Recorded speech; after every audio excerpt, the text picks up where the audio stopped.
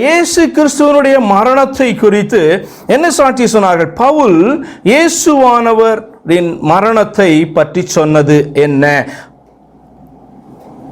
கொலேசியர் 1:21 நம்ம வாசிக்கிறோம். முன்னே அந்நியராகவும் துர்க்கிரியைகளினால் மனதிலே சத்துருக்களாகவும் இருந்த உங்களையும் பரிசுத்தராகவும் குற்றமற்றவர்களாகவும் கண்டிக்கப்படாதவர்களாகவும் தமக்கு முன் நிறுத்தும்படியாக அவருடைய மாம்ச சரீரத்தில் அடைந்த மரணத்தினாலே இப்பொழுது ஒப்புரவாக்கினார். பவுல் அப்போஸ்தலன் சொல்லுகிறார், இயேசு கிறிஸ்துவுடைய மரணம் என்பது அவருடைய மாம்ச சரீரத்திலே அடைந்த மரணம். குமாரன் நமக்காக மரித்தார். தேவன் மரிக்கவில்லை. அந்த தேவன் மனிதனாக குமாரனாக வெளிப்பட்டு அவருடைய சரீரம் நமக்காக மரணத்தை சந்தித்தது. அதனால்தான் இயேசு மரித்தார் என்று சொல்லுகிறோம். தேவனுடைய குமாரன் மரித்தார் என்று சொல்லுகிறோம். ஜீவாதிபதியை கொலை செய்தார்கள் என்று சொல்லுகிறோம். அப்படி என்று சொன்னால் ஜீவன் தருகிறவர் தேவன், நித்திய ஜீவனை தருகிறவர் தேவன், நமக்கு உயிர்த்தெழுதலை தருகிறவர் தேவன். அந்த ஜீவாதிபதி நமக்காக மனிதனாக வெளிப்பட்டு அவர் தம்முடைய சரீரத்தை நமக்காக அடிக்க கொடுத்தார். இதை நீங்க புரிந்து கொள்ள வேண்டும். இப்படிதான் அவர்கள் பிரசங்கித்தார்கள். அவருடைய மாம்ச சரீரத்திலே அவர் மரணத்தை சந்தித்தார் என்று சொல்லி, ஆவியிலே அல்ல.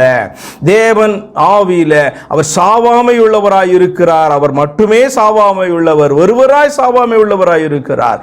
அப்படிப்பட்டவர் ஒரு சரீரத்தில் வெளிப்பட்ட சரீரத்தை அடிக்க கொடுத்ததுதான் பவுல் அப்போஸ்தலன் இப்படியாக கொலேசியர்ல எழுதுகிறார். பேதுரு என்கிறதான அப்போஸ்தலன் என்ன சொல்லுகிறார் என்று பார்க்கலாம். கிறிஸ்துவனுடைய மரணத்தை குறித்து 1 பேதுரு 3:18 வாசிக்கிறோம். ஏனெனில் கிறிஸ்துவும் நம்மை தேவனிடத்தில் சேர்க்கும்படி அநீதி உள்ளவர்களுக்கு பதிலாக நீதியுள்ளவராய் பாவங்களின் நிமித்தம் ஒரு தரம் பாடுபட்டார். யாருடைய பாவங்களின் நிமித்தம்?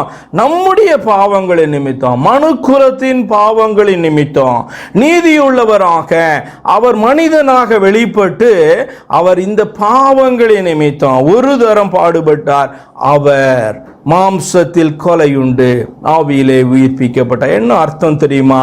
தேவன் மனிதனாக வெளிப்பட்டார், அதாவது மாம்ச சரீரத்திலே ஆனப்பட்டார். அந்த மாம்ச சரீரத்திலே கொலை உண்டார் என்றுதான் அதனுடைய அர்த்தம். தேவன் கொலை உண்ணவில்லை, அவர் கொலை செய்யப்படவில்லை. ஆனால் தேவனுடைய குமாரனாக அந்த சரீரம் நமக்காக மரித்தது.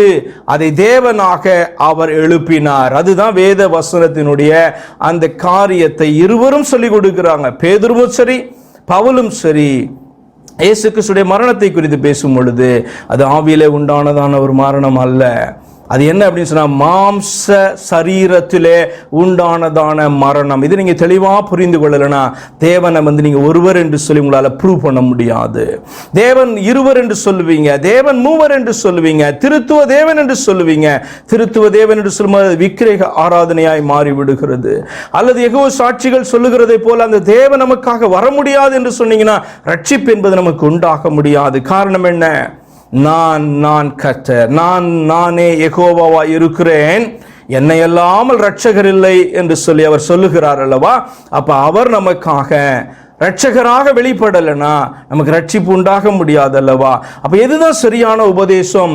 தேவன் ஒன்றான மெய் தேவன் நமக்காக மனிதனாக வெளிப்பட்டு அந்த மனிதனாய் காணப்படுகிற தன்னுடைய சரீரத்தை கொலையுண்பதற்கு, அடிப்பதற்கு பலியாக ஒப்பு கொடுத்தார். அப்ப ஜீவாதிபதியை கொலை செய்தீர்கள் சொன்னால் அவர் வெளிப்பட்ட அந்த மாம்ச சரீரம் நமக்காக பலியாக ஒப்பு கொடுக்கப்பட்டது என்று சொல்லி அர்த்தம். இப்படிதான் அப்போஸ்தலர்கள் பிரசங்கித்தார்கள்.